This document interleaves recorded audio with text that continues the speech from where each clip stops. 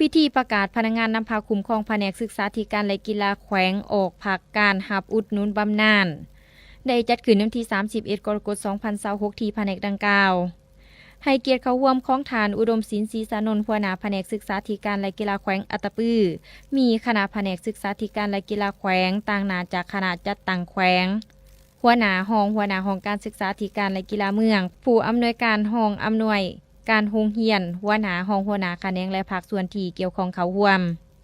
ในพิธีได้ผ่านข้อตกลงของรัฐมนตรีกระทรวงศึกษาธิการและกีฬาว่าโดยการอนุมัติให้พนักงานราชการออกผักการหับอุดหนุนบำนาญจำนวน2 ทานโดยรัฐมนตรีกระทรวงศึกษาธิการและกีฬาตกลงเห็นดีอนุมัติให้ทานพงษ์สวรรค์คำสงกาห้องหัวหน้าแผนกศึกษาธิการและกีฬาแขวงออกผักการหับอุดหนุนบำนาญเห็นดีอนุมัติให้ทานนางบัวสวรรค์โพธิสารห้องหัวหน้าแขนงการศึกษาก่อนวัยเฮียนออกผักการหับอุดหนุนบำนาญ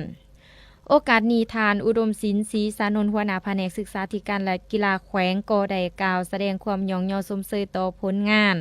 พนักงานออกผักการหับอุดหนุนบำนาญทั้ง2 ทานที่ได้ประกอบส่วนทุ่มเทเหือแห่งสติปัญญาเขาในการพัฒนาเวียกงานแขนงศึกษาธิการเวียกวิทยาศาสตร์และกีฬาและเวียกงานที่ตนเองรับผิดชอบได้เป็นอย่างดีซึ่งผลงานของฐานจะลึกจำไว้ในแผนกศึกษาธิการและกีฬาแขวงตลอดไปแต่ถึงยังได้ก็ตามถึงแม้นว่าจะออกผักการหับอุดหนุนไปแล้วก็ขอให้มีความใกล้ชิดติดแท้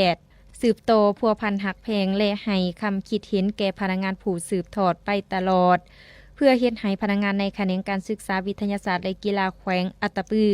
ก้าวหน้าขึ้นไปเรื่อยๆ